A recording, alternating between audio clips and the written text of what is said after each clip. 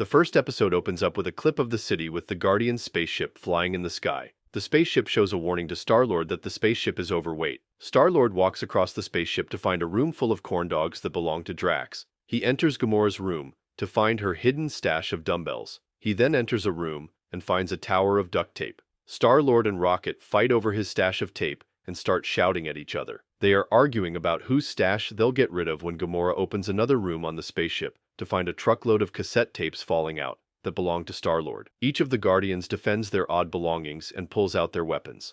The ship continues to lose aptitude and starts to plummet towards Earth. The Guardians, now scared for their lives, start throwing out all their stashes to balance the ship. Starlord tries to keep his tapes, but Gamora doesn't have it and chucks them out. The ship still continues to fall, so Rocket convinces Groot to throw out his only glass jar with a butterfly inside. He lets the butterfly loose out of the hatch, but the butterfly flies into the control room and shuts down the ship. It starts to fall down at high speed. The Guardians contemplate if they'll survive the crash, and Drax asks if he'll have time to purchase more corn dogs. The episode starts with the Guardians and other creatures being captured by tentacles belonging to Planet Nowhere. Cosmo, the space dog, tells them to take cover because Nowhere is alive. Gamora, Quill, and Yondu break loose. Gamora tries to attack her brother. The Guardians try to protect a cube from the others. Gamora then slays the tentacled thing with her sword and stops it. They ask the broker what makes the dormant celestial head, that is Planet Nowhere, come to life. He explains to them that the energy from the cosmic seed inside the crypto cube exhilarates life. The tentacles come alive again, and Groot destroys them. Groot gets controlled by the cube and starts attacking them. Gamora tells Peter to seal up the cosmic cube to stop it from controlling things. Starlord and Yondu start arguing about something stupid, and Gamora's brother seizes the opportunity to strike Quill. He steals the cube away from him and carries him away. Gamora goes after them.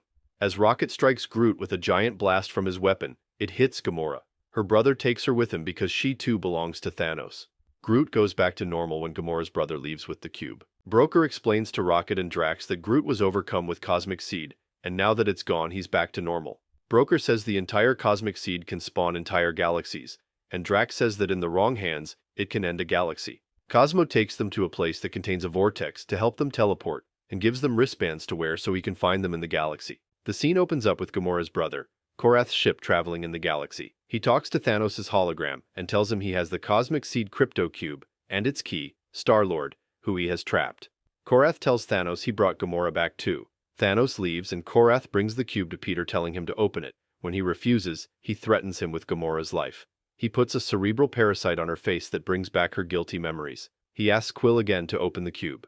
Peter, desperate, chooses to save Gamora, and Korath removes the parasite off her. Quill opens the cube, but finds that its insides are empty. Korath, furious, decides to hurt Peter with the parasite.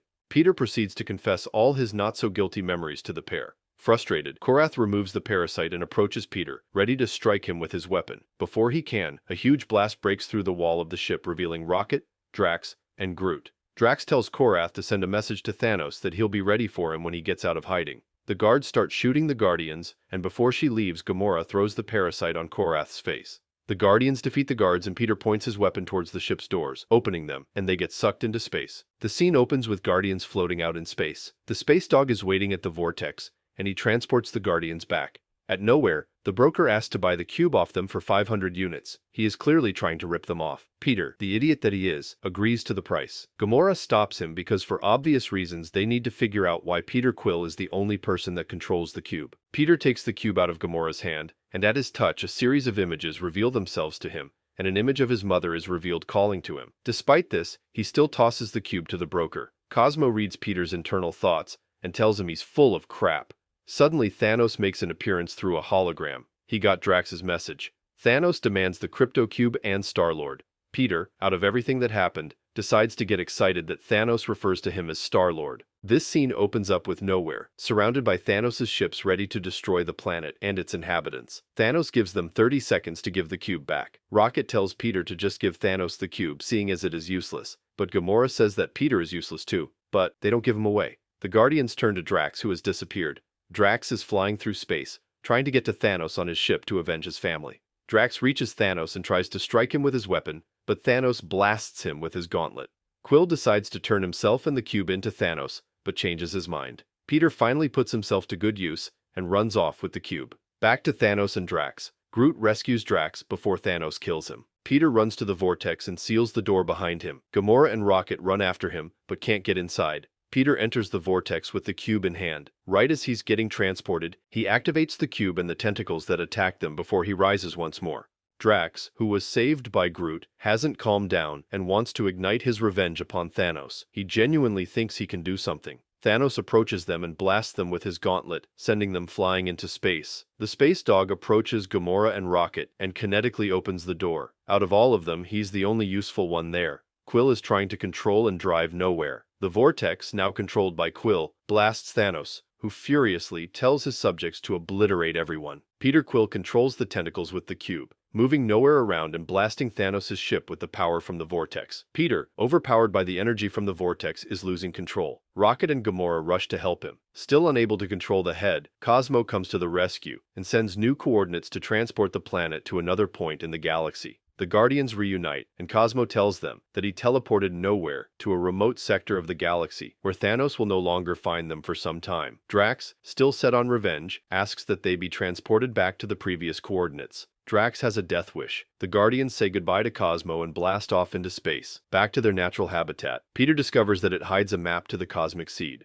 The Guardians try to trace a map to the cosmic seed. Quill unleashed a beast in a cave and it's chasing them. Typically, he denies any wrongdoing, and then discovers he had the map upside down the whole time.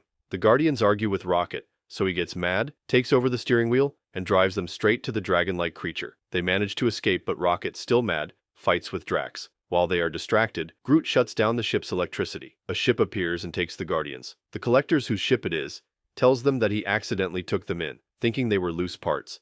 When the Collector sees the crypto cube, he tries to trade it, but they refuse. He tells them they need Pandorian crystals to activate the cube, and that he can give it to them in exchange for Rocket this time. Rocket, mad at the Guardians, agrees, and the Collector gives them an extra robot in return. Groot gives Rocket one of two goodbye flowers. The Guardians travel to another planet to fetch the crystals, but the planet attempts to eat them, but they manage to escape through its rear end. The crystals complete the map, but the Guardians don't know that the Collector is spying on them through the robot he gave them. Rocket, building things, goes unhinged and destroys some of the Collector's possessions, so he puts him in a collar. Rocket discovers that the Collector is going to confine him in a cage. Groot senses that Rocket is endangered through the flower and tells the Guardians who go to save him. The Collector unleashes a dragon on them. The Guardians fight the dragon, and Rocket attaches a collar on the dragon, controlling him. They let the Collector go, and he tells them where to get more crystals to unlock the map. But the Collector still has more in store for them, as he tracks them across the universe to find the cosmic seed. What a start! Although the first episode was practically useless in comparison to the others, it laid the foundation for the characters pretty well. It seems the Guardians still have a lot in store for them,